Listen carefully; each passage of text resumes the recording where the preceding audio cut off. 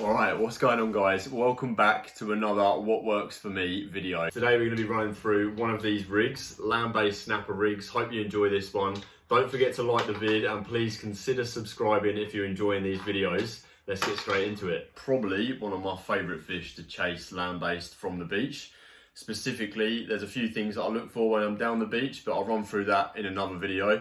Today I'll just run over the rig, and I'll just quickly say as well that for anyone local to me, everything that you'll see in the video today can be bought down at Spot On Fishing, and anyone that's not local, all of this you'll be able to pick up from your local tackle store. So just remember to shop local and support your local businesses. Let's get straight into the rig. Right, what you're going to need: circle hooks. Number one, I don't go any smaller than a size 5 circle hook when I'm fishing for snapper. That tends to cancel out the smaller ones. Every now and then you might still get a smaller one, and it helps with gut hooking. With circle hooks, 99% of the time, you're going to be hooking that fish right in the corner of the mouth. But every now and then I have been finding that they'll swallow it down that quickly that will actually catch at the back of their throat. And it's very, very difficult to get a circle hook out when it's that far down. 2 swivels and a sinker. The sinker will be based on the type of water that you are fishing. If there's a lot of current, then you're going to need a heavier sinker. I usually use a 4 or 6 ounce, which 6 is pretty heavy, especially for the area that I fish. But I like to use these for some different reasons as well, with anchoring bigger baits in the ground and making sure that they're not getting dragged about. So I tend to go for a 6 ounce sinker. 30 pound mono and 50 pound mono. Some people might say that's a little bit heavy, but I tend to look for reefs when I'm snapper fishing. So it's always good to have a slightly heavier leader with what your fish is going to be connected to. And I'll run through what the 30 pound leader is for in a second. Let's get straight into tying this rig up. Starting off, get your first swivel and your 50 pound leader. Get off about 2 meters of the leader. And then on each end of that, tie one of your swivels. Always wet your knots. Second swivel to the other end. So what you've got there, swivel around approximately 2 meters of leader, and then to your other swivel. And then what you want to do is about 1/3 of the way down, I like to do a drop a knot. I'll drop a link into a drop a knot video above right now.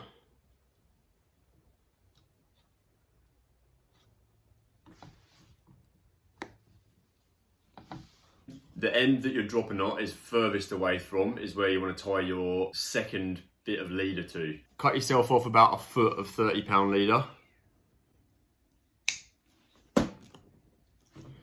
Tie that on to the swivel that is furthest away from your loop knot. And then onto the end of that 30 pound leader, tie it directly onto whatever weight that you go for. That bit of leader there to your sinker is always going to snap before your rig does. Fishing around reef and weed beds, I find that I can lose a fair few sinkers when I'm specifically chasing snapper, because I purposely aim to get my rigs next to reef structures. I've found that I've caught more snapper whenever I'm fishing next to reefs. So, personal opinion of mine, some might not agree with that, but it has been working for me.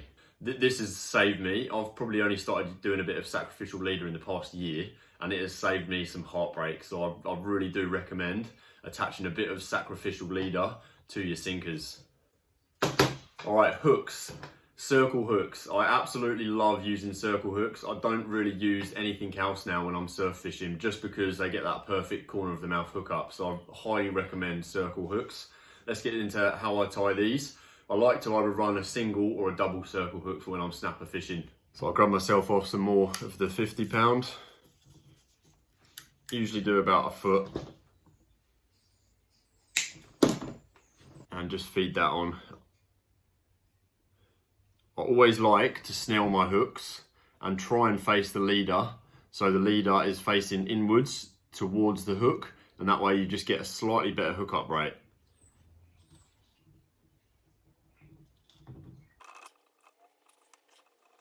Pull that nice and tight. Second hook gets fed on. Now, using either Saury or squid, when I'm doing my double snells for snapper, I like to actually have these. I get surprised at how big a bait the snapper actually go for. I increased my hook sizes when I started to learn that the snapper will take very big baits. So I've started to put on some bigger baits and if it's a double snell, keep them circle hooks slightly far apart so you can get a nice long bit of squid on there. And that really is acting as a secondary hook, but also a bait holder. Snell that on.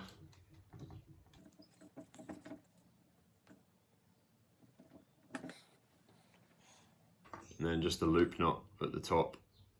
Tying these loop knots onto the dropper knots just makes it very, very easy as well, that if you found that you've got your rig caught or lost your rig, or you want to upsize your hooks because there's some bigger snapper about, then it's very easy just to slip these in and out of your dropper knot.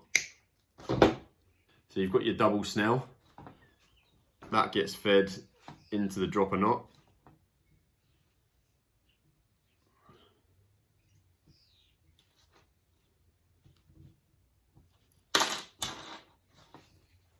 And that's your rig all finished.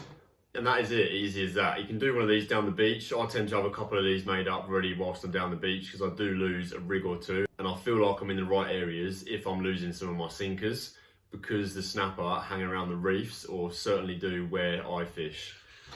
So just a quick run through. You have a swivel to 2 meters of leader, tie a dropper knot 1/3 of the way down to some double snell circle hooks. Can go single as well. Singles work absolutely fine. You've just got to be really careful of how you tie that bait on. You want to make sure you can get a good cast and that bait stays on that hook. Follows down to your second swivel, and that then is on a bit of sacrificial leader with whatever sinker size works for yourself. So hopefully, guys, again, this is just a rig that works for me and works consistently. I'm sure there is some people out there with some better rigs as well, or rigs that work for them in their areas. But this is what rig works for me. Hopefully this will help someone out there. Definitely let me know in the comments section if you've got any way to improve this rig, or definitely let me know your thoughts in the comments if you've used this rig to catch a snapper. I'd love to hear from you. Consider subscribing if you're enjoying these videos. Don't forget to like the vid before you leave, and I'll see you in the next one. Thanks for watching.